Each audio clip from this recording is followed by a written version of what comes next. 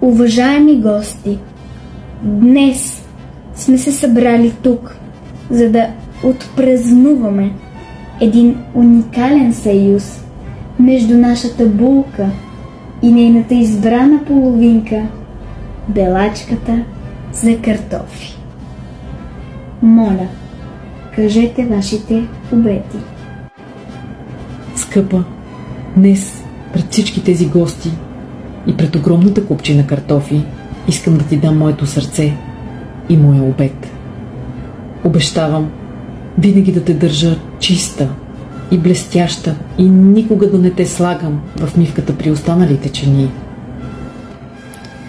Обещавате ли, че ще осигурите най-доброто място в чекмеджето с приборите? Обещавам, че ще те тача и поставя сред най-острите ножове и сребърните прибори.